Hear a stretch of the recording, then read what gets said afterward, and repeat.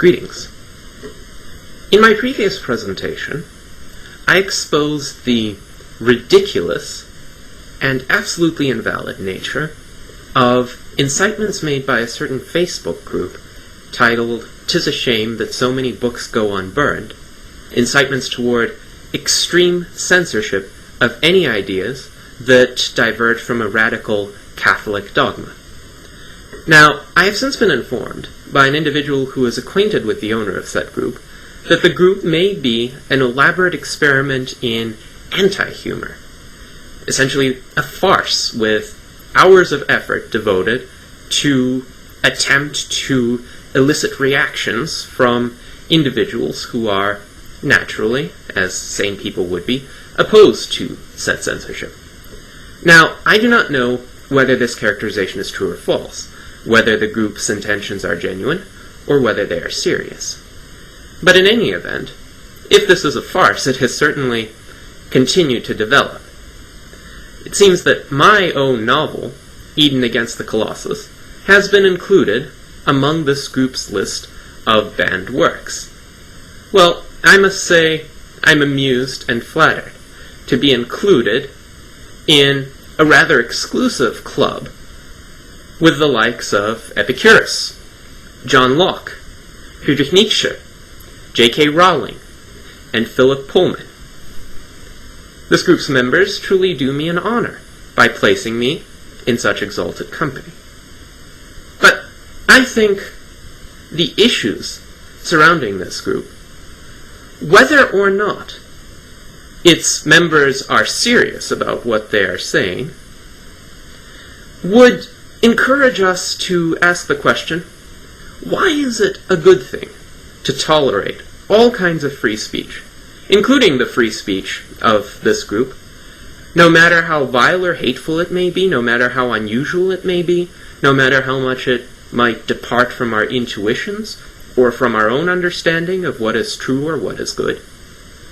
Well, there are several reasons why free speech of any kind ought to be tolerated. The first and foremost reason is that the right of free speech is a natural extension of the inalienable right to private property, as outlined by John Locke, an individual whose works this group, of course, seeks to ban. Now, the right to private property means the right to keep and to dispose of every object acquired by means of the fruit of one's labor or the consent of another individual. That includes objects that make it possible to disseminate information, things such as paper, writing materials, computers, audio broadcasting equipment, and a host of other implements of communication. If the right to do with these implements as one sees fit is breached, then there can be no talk of a genuine right to private property in any kind of sense. Because intrusions on what one may do with instruments of communication would have to be so severe as to nullify any other kind of private property or security therein. For instance, what kind of private property could an individual have if the government or some kind of individual or group that deemed itself morally superior could pry into that individual's home and see what books he is reading, or what books he is publishing, or where and how he's disseminating information, what opinions he is including in objects that constitute his property? Certainly, there would be no private property under that system. Everybody would be under constant surveillance, and everybody's property would be at risk of being confiscated because it could be interpreted by someone in some manner as an exposition of subversive ideas. Certainly, this is an Orwellian world. It is a totalitarian world. It is not a world in which anybody would be happy living, including the very people who advocate censorship. Because, interestingly enough, the consistent idealists, at least the people who fancy themselves as being consistent, are always the first people to be eliminated whenever any kind of regime of censorship or any other politically enforced homogeneity arises. Why is that? Because of the incentives built into that system. The incentives of any system that is based on anything other than the abstract rule of private property favor the rule of thugs, favor the rule of people who no longer compete on the basis of financial characteristics, on the basis of economic characteristics, but rather compete on a much more primitive basis of brute force. This is why the idealistic communists, the people who wanted to improve the world, to bring about a post-state utopia in which every human being would be sated, every human being would be the new socialist man, and act ingeniously throughout his life. As Trotsky said, he would compose a symphony in the morning and then perform brain surgery in the afternoon and write a book in the evening. Well, those idealists were some of the first people to get purged when the actual communists came to power.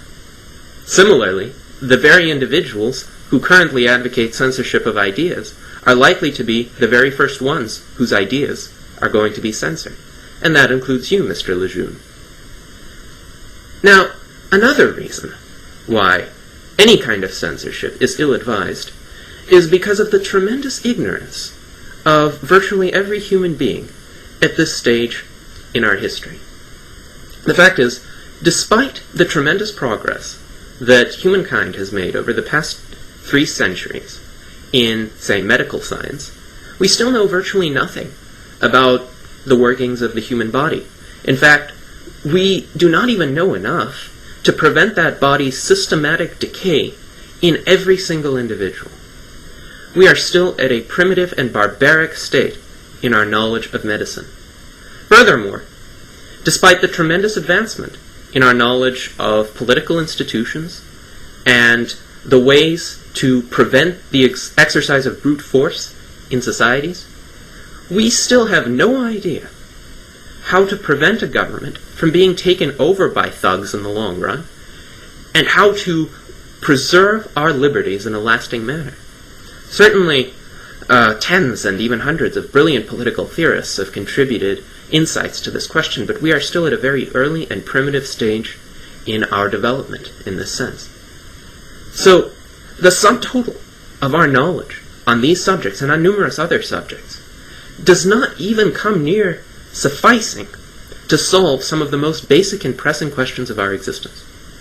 Any kind of censorship undertakes the hubristic presumption of omniscience, the presumption that we already know the answers, and that any individual who radically departs from this knowledge doesn't have anything to contribute and ought to be censored. It presumes that we already know everything that is just and good and proper, everything that is technically effective at accomplishing the goals that we have, and that we even know in entirety what the most desirable goals would be. But the fact is, human beings are fallible. From whatever perspective we interpret it, whether it be from a religious or a secular perspective, no human being comes anywhere near omniscience, anywhere near perfection in any facet of his life. And to presume that we ought to have the power to censor anybody, or that anybody ought to have the power to censor us, is a presumption of omniscience.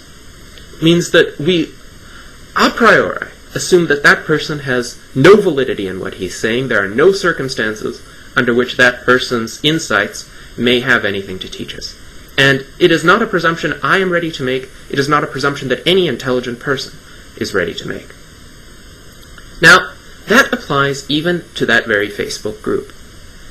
If it is true, and I am woefully ignorant, and therefore I do not know whether it is true, that this group is an experiment in anti-humor, this experiment, including my involvement in it, may have something to teach me, and may have something to teach anybody else who is involved in it.